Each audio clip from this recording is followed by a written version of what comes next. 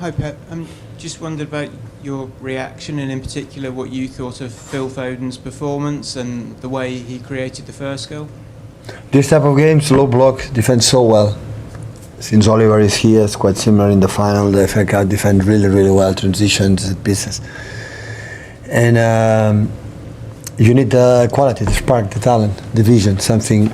It's not in the tactical boards, it's not in the meetings, it's not in the videos, it's not in even the trainings. It's receive the ball there, knows it's in smaller spaces and create something like just the good players can deliver. I'm really, really pleased for him. And his performance as a whole, did you feel it's the best he's played for quite a while?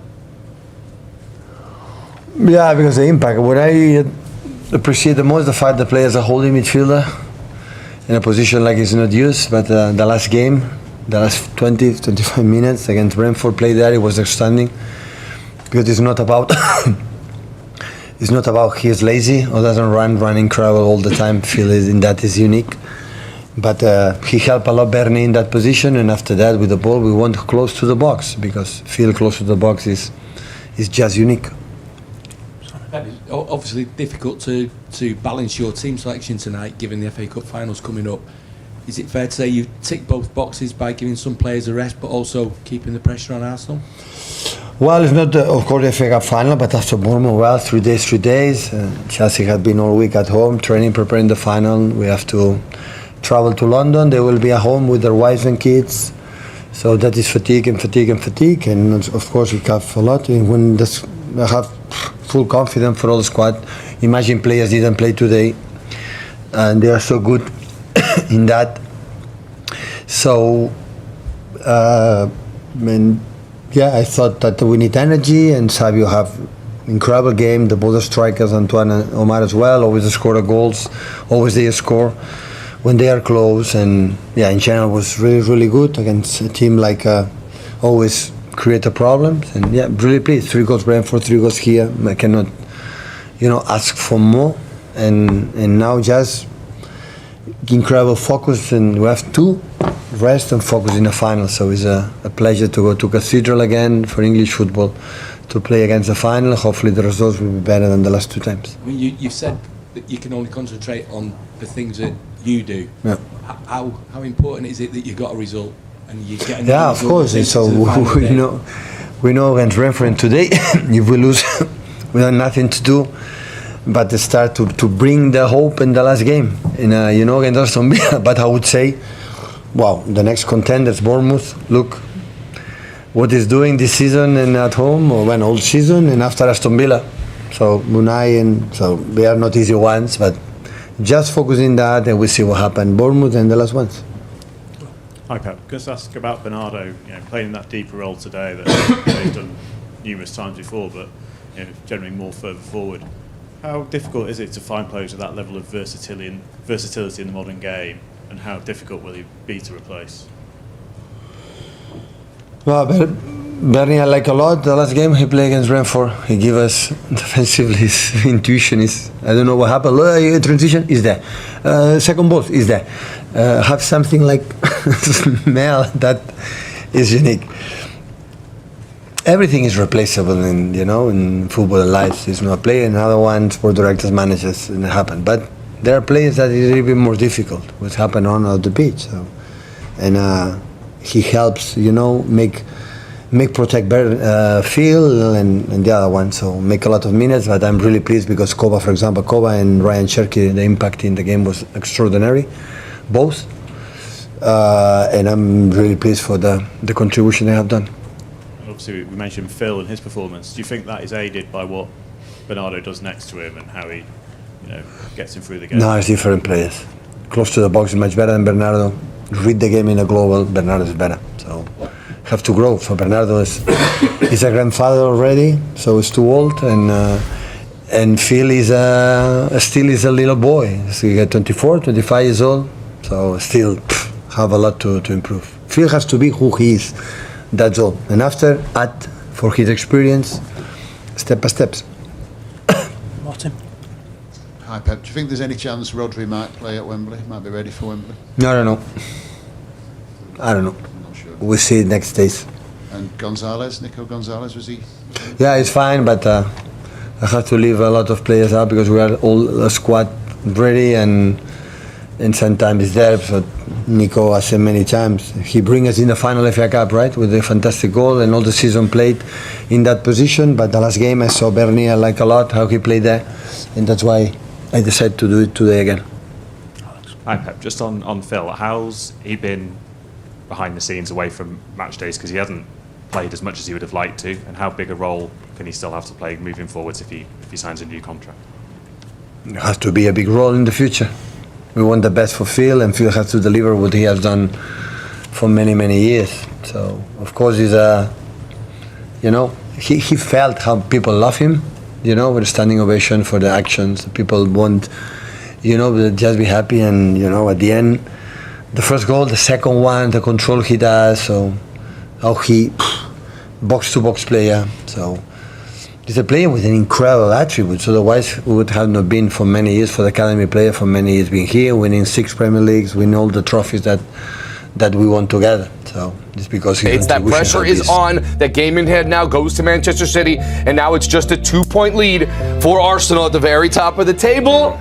A little nervy now for Arsenal, yet again. Both teams have finals to play for. Obviously, Arsenal, the Champions League, and Manchester City with the FA Cup. But this was a huge match for City, and they were able to do it with a fantastic performance despite a rotation, but still a very professional performance from Manchester City when they needed it most. When you think of teams that challenge for Premier League titles or any trophy in world football, you need to have every single player on your squad, every single player in your team contributing in both boxes. And we saw that today for Manchester City. And you're right to point out the just number of changes that Pep made, and we'll get to that in a bit. But it was so good to see City go to this business as usual sort of presence. The first goal was everything. The first goal was so important, and to get it from some supporting cast members who have kind of been left out in the cold, or so we thought, is everything Pep will want to see. But I just love the professional environment. I love the professional mentality, and now it puts the pressure back on Arsenal. This title race is definitely not over yet, and City had to take care of business. I've been there as a player where when you're chasing another team, you can control the controllables, and City right now have to win out given that they have the big FA Cup final this coming weekend. Yep, as you see here, it was a flat-out domination for Manchester City in this match, and we talked about Pep Guardiola. Let's listen in to the Manchester City manager after the match. See this title race now, 10 days to go. Do you still see it? I mean, what's the plan from here on in? You just kind of have to keep them as honest as possible, keep the pressure on to the final day and see if something can happen? No, of course I will not bring this option until the last game. Unfortunately, it's not in our hands. For many, many, many reasons. It's not easy, but important is we are there, and this group of players are all extraordinary. This season have been the joy absolutely every day we're with them, so have been really, really good. Now we have the final, and I could say Bournemouth and Aston Villa, they are not the easy ones, to take, but look, Bournemouth is playing for European competitions, the big ones, and is playing extraordinary. I don't know the last game they lost, but now we have a take a break, and I think deserve all the attention and the credit, the FA Cup final and the last 2 years for many, many reasons that we didn't win. Do you want to go into them? No, it's not necessary to them. It's not necessary. I'm nice because when we lost, I didn't just congratulate United at Crystal Palace. But hopefully we can do like always, I believe. And I said for the day one, in this club, to win the games and win the title, you have to be much, much, much, much, much, much better. So in equal the circumstances, you will not do it. So it's simple as that. Okay. What circumstances? You know that. Okay. Had to get out of there quickly before having to answer that question. If you're a Manchester City fan, it clearly hasn't been the season that you're used to, but you have to feel a lot better back in this title race with Pep Guardiola at the helm. And he was able to do it again with rotation, not having to play Haaland in this match, I think is a massive advantage for City moving forward. And this is the lineup he put out there. Yeah, look, he made 6 changes from the side that played against Brentford at this very stadium at the Etihad. And I've long since questioned this with Pep. Keep in mind, Stefano, when City started getting on this winning run and this comeback formula, it was with the same group playing match after match after match, and eventually you're going to see the legs go by the wayside. We saw some of the cracks in the pavement in that Burnley match where City were very fortunate to get 3 points. The only thing they did was get the 3 points because I thought the performance didn't back it up. Then you go to the Everton match, and that's really where the chaos ensued. That sense of focus or lack of focus really cost them. But now Pep leans in on the supporting cast, and this is where I go back to being a supporting cast member contributing. Trust is earned as a player, not given. And players like a Phil Foden, like an Omar Marmoush, they earn trust. And I go back to their performances, especially Marmoush, scoring the goal with Erling Haaland on the field. It is so important for him to see players like Joško Gvardiol as well, making his first appearance since January, will give Manchester City and Pep added confidence that they can go the distance and just say, hey, as long as we're in this on all fronts, we think that if it comes down to the final day, and I think this as well, if the Premier League title goes down to the final day, I think City are going to win. Solely because you're getting more confidence from the supporting cast. And what Pep Guardiola did today, I think, is a lesson to Mikel Arteta. If you're Mikel Arteta, you've done a masterful job so far. But the one big criticism I have of Arteta, and Arsenal fans will back me up on this, he hasn't used a lot of his supporting cast members. He's been forced to use players due to injury, but you think of Christian Mosquera in the match against West Ham. He had to bring him in only because he was forced to. If you're Mikel Arteta, that's the next level for you as a manager, to learn to trust the depth that you have, and Pep did today. Yeah, it's easier to trust when you've won trophies before, when you've won several trophies before. It's a fact, right? It's easier to trust that rotation when you know that has been proven. But let's go into some of those rotations, because Phil Foden today, probably the player of the match, 2 assists, and this is a player who, in his post-match, said, I haven't had a good second half of the season. I lost my place. I had a very good first half, and that inconsistency has kind of rounded up what his career has been. But this was, again, a moment for him to shine, and he was able to do it and getting the 2 big assists in that first half. I'm so happy to see Phil Foden playing back with this freedom of expression, this freedom of self, this sense of self that we know is in there. Let's not forget that this is a Premier League player of the season a couple seasons ago. The magic is still there, and to see the way that he had that back heel on the assist to Antoine Semenyo, that is the stuff of dreams. In my opinion, on his day when he's feeling confident, Phil Foden is one of the best players in tight spaces in the entire Premier League. I'd put him in there, Bernardo Silva at times when he gets higher up the field for City, Ryan Cherki, Bruno Fernandes. They're of that ilk of elite quality in tight spaces. To see Phil Foden play with a smile on his face, love that. But it comes against an opponent that when you go back and you remember, I had to think about this. When did Phil Foden score his last Premier League goal? It was against Crystal Palace. So good on Pep for rotating, but also knowing his player that this is a team that he tends to show up against. And so if you're a player like Foden, you have to reward the trust that the manager's put and given you. And I want to go back to the Brentford match, because I've talked about Marmoush getting his goal, but a lot of people who watch the game, and when you truly watch the game back, the game changed when Phil Foden came in the team. Most people will see that Jeremy Doku gets the golazo, as you should, because it's an individual moment of quality. But what I noticed, what I saw, was Phil Foden went to the midfield, and he just upped the energy. He gave a bit of spark, gave a bit of life that the team needed, and we saw that carry over today. But he wasn't alone in that in the final third. He wasn't, because Semenyo was there, and that first assist was for Antoine Semenyo. And I'm going to flat out ask you, he's got now as many goals as Erling Haaland has, 6 goals, since he arrived at the club on January 17th. Has Semenyo been the best player for Manchester City in 2026? It's a strong argument. You can't deny the number of goals. He's got 9 since coming over from the move from Bournemouth. But in all comps, yeah. As of late, there's been other players who have filled in that gap. Let's not take anything away from Jeremy Doku. Manchester City would be out of the Premier League title race and probably out of the FA Cup as well had it not been for Jeremy Doku. But what I love about Antoine Semenyo, he will go down for me, him and Mark Gahey, should City win, and even if they don't win the Premier League title, as the signings of a January window. City don't even get a sniff of this Premier League title. They don't even win the Carabao Cup. They don't even get any trophies, in my opinion, if they don't make those 2 signings. What Anton Semenyo brings is versatility. And I don't think a lot of people knew he had this in his locker. As they say, as the kids say on the streets, I wasn't familiar with your game, sir. I love watching this version of Antoine Semenyo. He has the ability to play as a second striker. And if you watch him with the Ghanaian national team, which I've done, if you watch him, what he's going to do for Ghana at the World Cup, don't be surprised if he comes and plays more centrally. He's a versatile player. He's learning to be more consistent in the final third in terms of goal scoring. And when you think of the big goals that are scored in this calendar year for Man City, he's right up there. And some of the biggest goals scored in the Premier League against the biggest teams, he's right up there as well. So he's been a revelation to City fans, and I can't wait. I mean this. I can't wait to watch him at the World Cup. Yeah, it's going to be great to see. And it's what's funny too is you see this team, and they got the pieces exactly how they needed. And at the beginning of the season, we were all saying, well, this Manchester City doesn't look like it's going to go out and be able to win anything.